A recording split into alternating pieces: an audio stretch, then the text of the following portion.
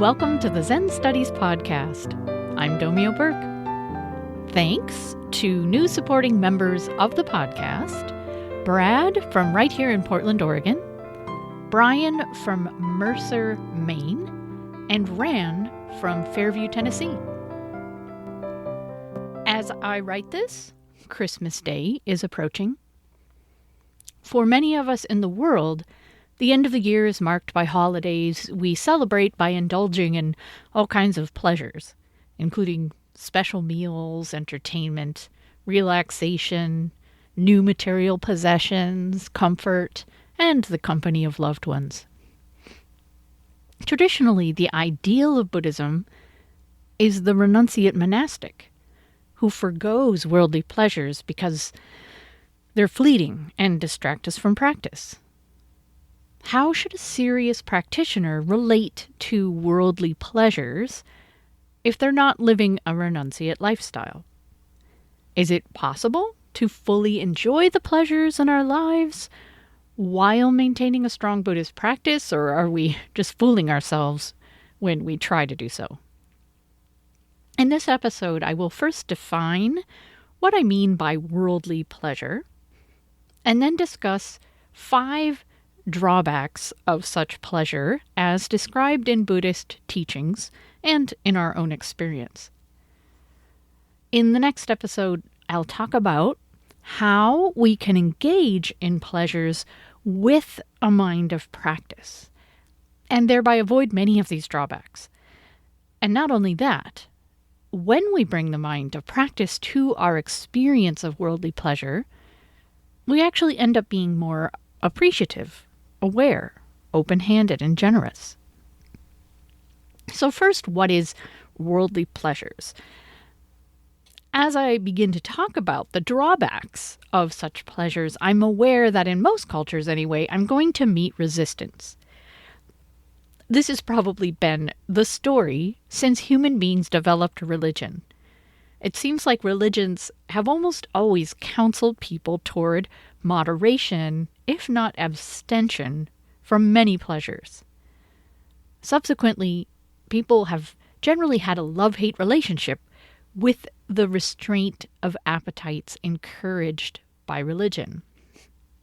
We're aware that unbridled greed and lust for luxury, food, drink, sex, and all manner of sensual pleasures tends to lead to misery of one kind or another.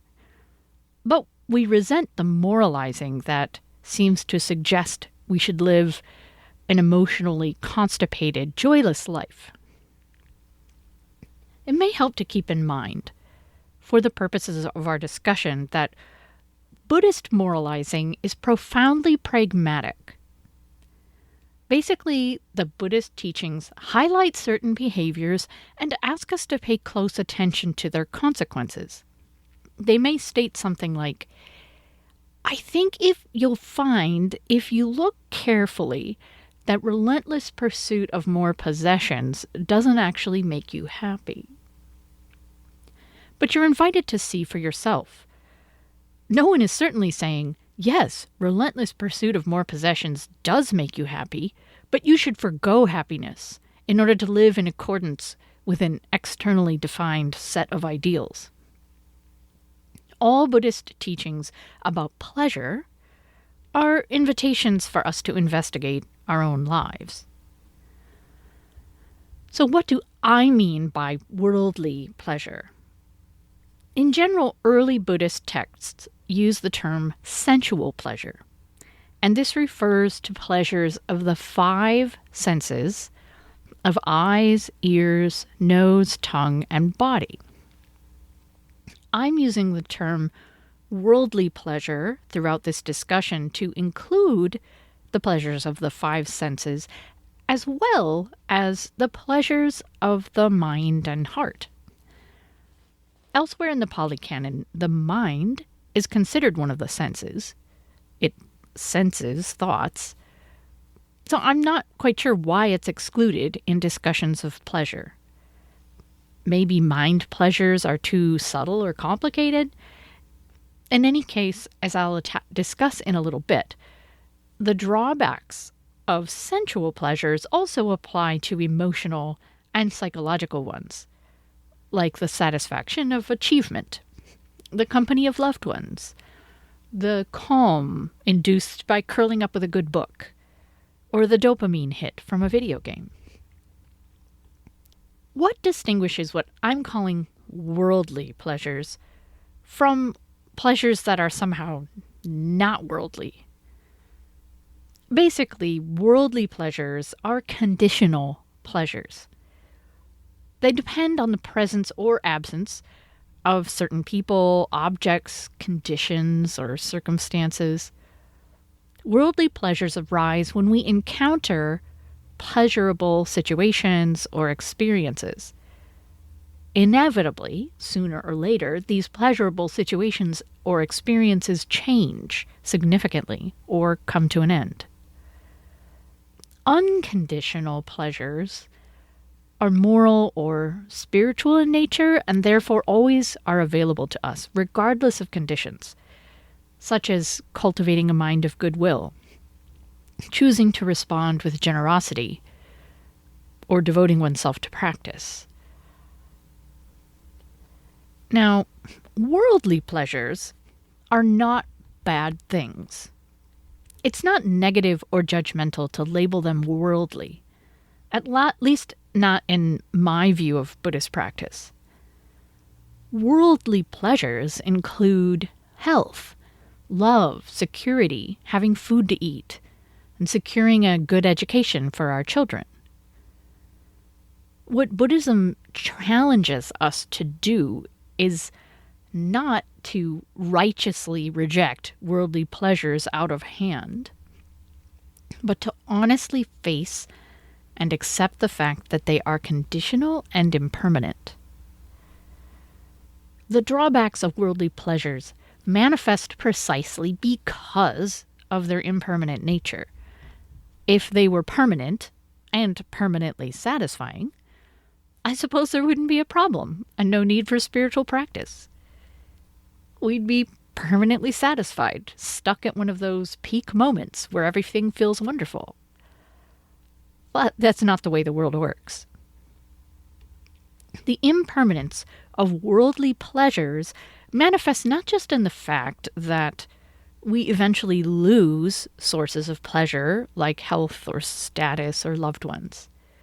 It's also that everything is constantly changing and needs to keep changing, so nothing is permanently pleasurable.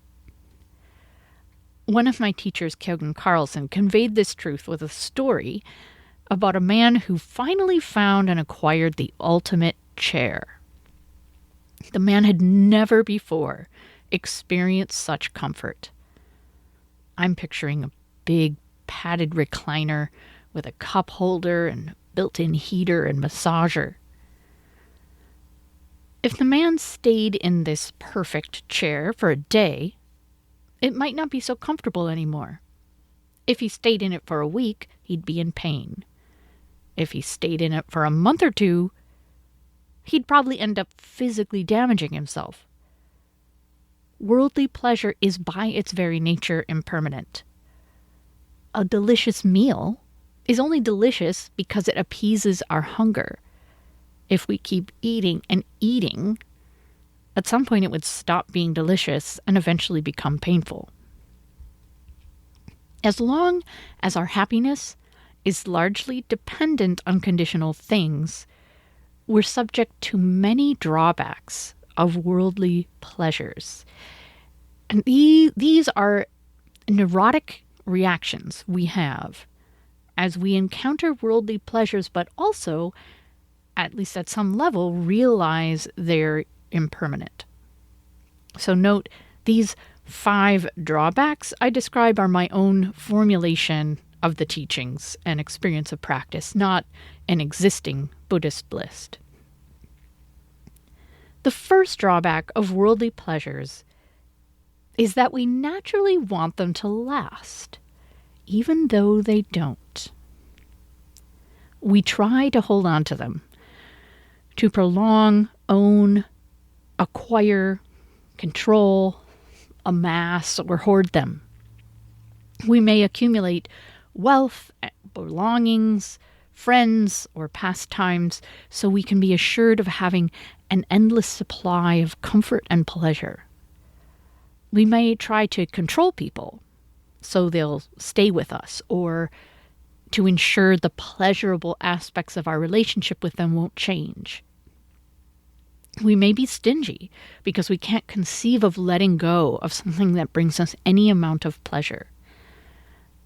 We may compromise our experience of something pleasurable because we begin dwelling on how to make the pleasure last, such as going on a beautiful hike in the woods, but instead of simply enjoying it, thinking about how we can rearrange our life in order to be able to go on more hikes. The second drawback of worldly pleasures is that the ephemeral nature of the satisfaction they provide means we're constantly seeking for more pleasure. The pleasure of first acquiring or experiencing something can never be repeated. Unless, of course, we go out and acquire or experience something new. We may imagine the pleasure involved in earning the next $1 million, being intimate with that new person, traveling to the next country, buying a new house, or indulging in the next sumptuous meal will bring the satisfaction we've been looking for.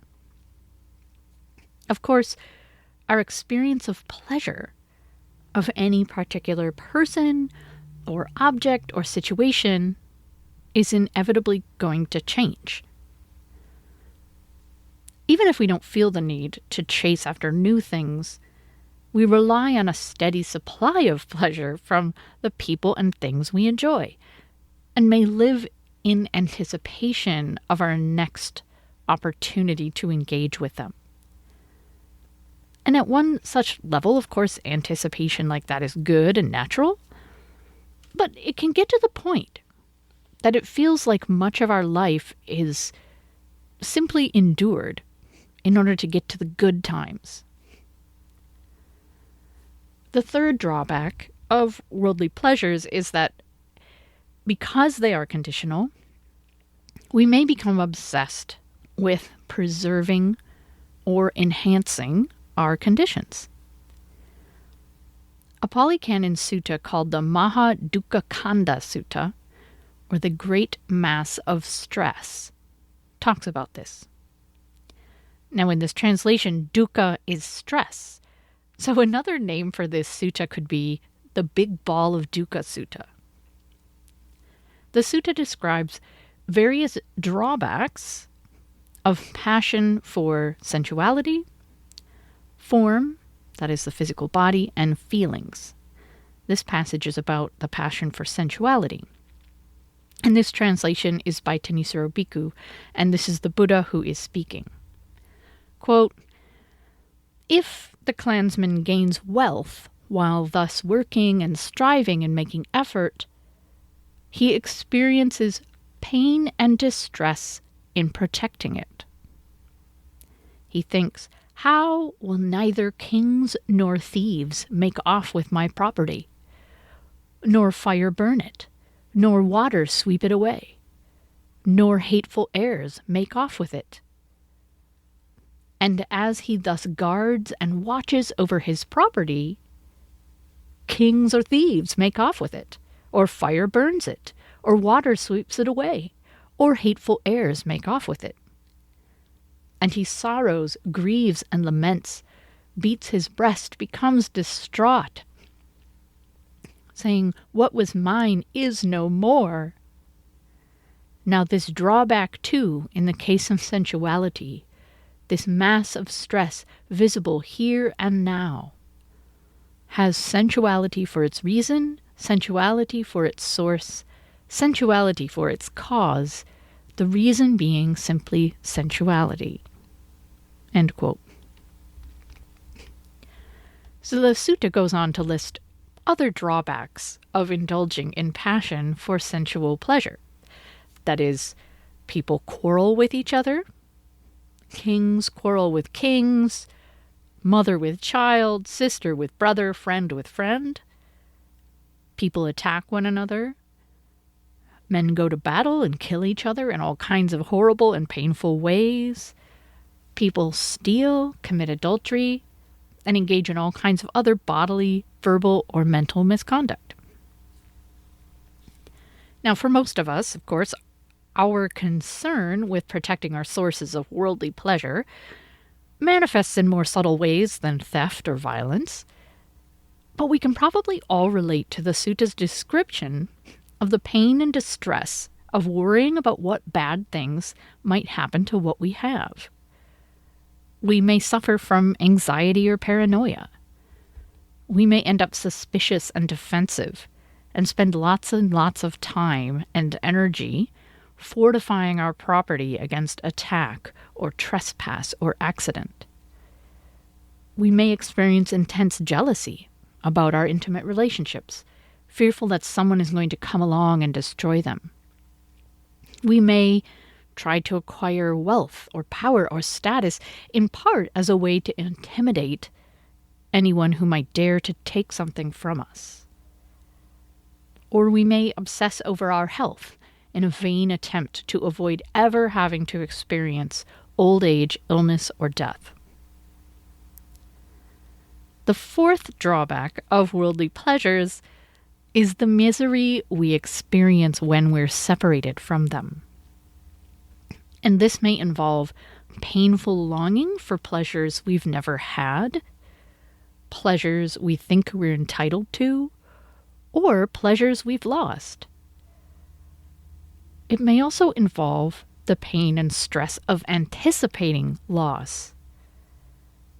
Such loss may be something we consciously dwell on, or it may be a pervasive sense of stress we usually try to ignore. We may overindulge in intoxicants or distractions to dull the pain and worry if we're not able to stay in denial. And eventually, that denial will become extremely difficult when we inevitably come face to face with loss.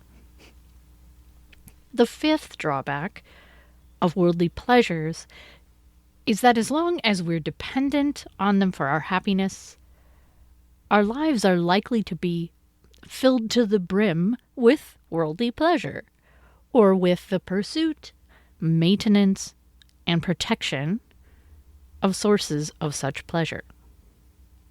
We're unlikely to devote much time, relatively speaking, to spiritual practice. According to traditional Buddhist cosmology, one of the least fruitful realms to live in with respect to spiritual practice is the heaven realm, where beings enjoy an endless supply of both material and spiritual pleasures. They lack motivation to practice. Why should we care about practice if we're living in a heaven realm, more or less? Again, it's totally a matter of choice.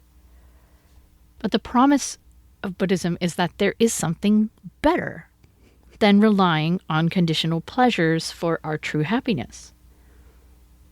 In describing his awakening, the Buddha said, quote, "When I saw as it actually was, with right discernment, that sensuality is of much stress, much despair, and greater drawbacks, and I had attained a rapture and pleasure apart from sensuality, apart from unskillful mental qualities, or something more peaceful than that. That was when I claimed that I could not be tempted by sensuality." End quote. When I read this passage, it helps me if I translate sensuality into dependence on conditional pleasures. In other words, then, after his awakening, the Buddha was no longer tempted to be dependent on conditional pleasures because he had experienced a peaceful rapture and pleasure that was not dependent on conditions. It wasn't that he attained a powerful self-discipline that allowed him to deny himself whatever brought pleasure, although according to the suttas he did.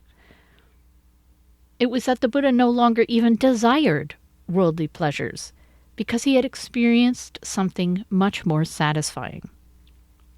Therefore, Buddhism challenges us to look deeper into our experience and see if there is a better way to attain true happiness than trying to obtain or hold on to pleasures that, as lovely as they can be, are inherently conditional and impermanent.